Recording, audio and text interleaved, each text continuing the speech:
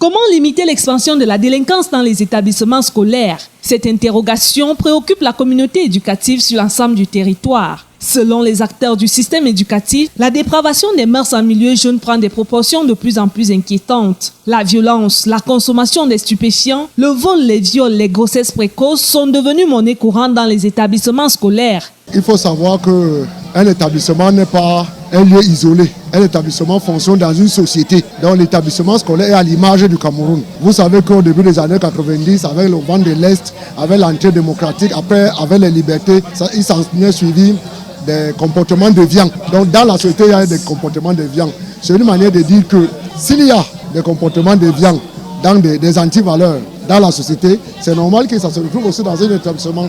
Parce que l'établissement est le reflet de la société. Le monde est devenu village planétaire.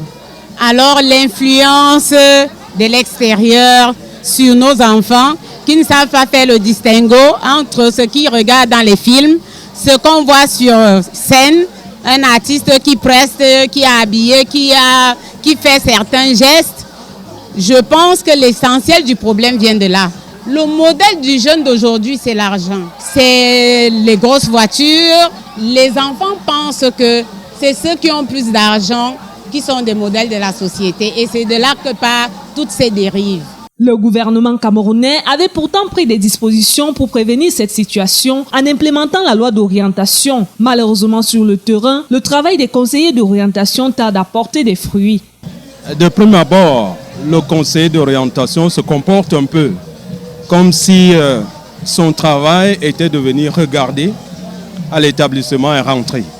Alors, s'ils ne sont pas là, s'ils n'étudient pas cas par cas, nous nous retrouvons dans la situation où la drogue devient tout à fait régulière dans les établissements. Je leur demande de retrouver leur place et d'utiliser à fond leur cahier de charges pour pouvoir ramener tous les élèves qui sont en train de s'égarer. Parce qu'aujourd'hui, si nous avons des grands bandits, c'est parce que ce sont des gens très intelligents et dont on a loupé l'éducation. Si on les avait récupérés, ce seraient des cerveaux pour le développement du pays. C'est donc dans le but de donner un nouveau visage à la jeunesse camerounaise que la 17e journée nationale de l'orientation a été célébrée cette année sous le thème « La promotion des valeurs sociales en milieu scolaire, apport de l'orientation conseil ».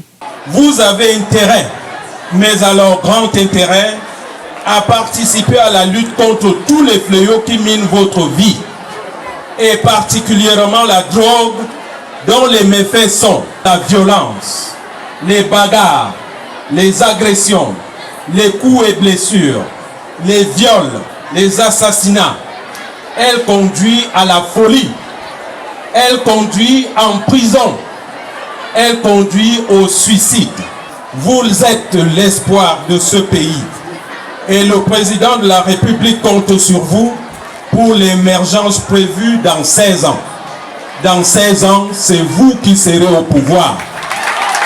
Pour une jeunesse intègre, patriote et responsable, la promotion des valeurs sociales commence à la maison. Les parents et les acteurs socio-culturels sont donc interpellés. C'est les parents qui sont d'abord le socle de l'éducation de notre progéniture. Vous savez que nous formons une famille éducative.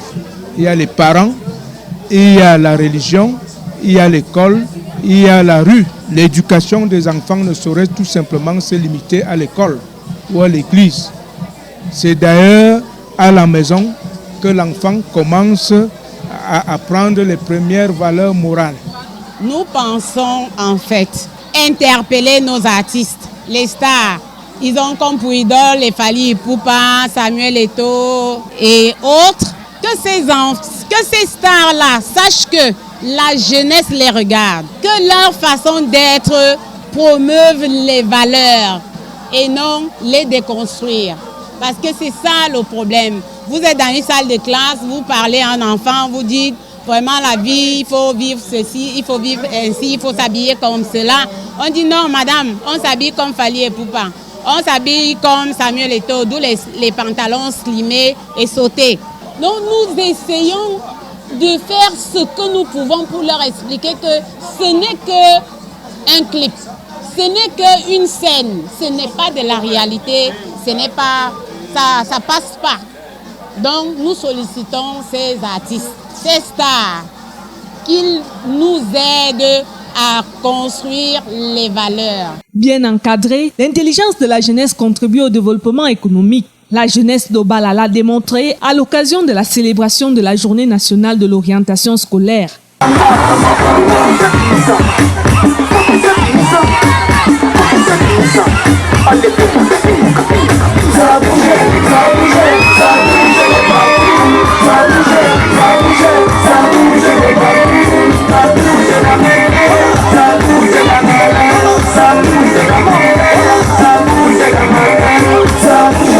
Dans les stands d'exposition, l'on a pu découvrir des savoir-faire qui méritent un accompagnement conséquent. Des jus naturels et autres produits du terroir transformés par les élèves de l'Institut agricole. L'émergence et l'avenir du Cameroun reposent donc sur la qualité de l'orientation scolaire.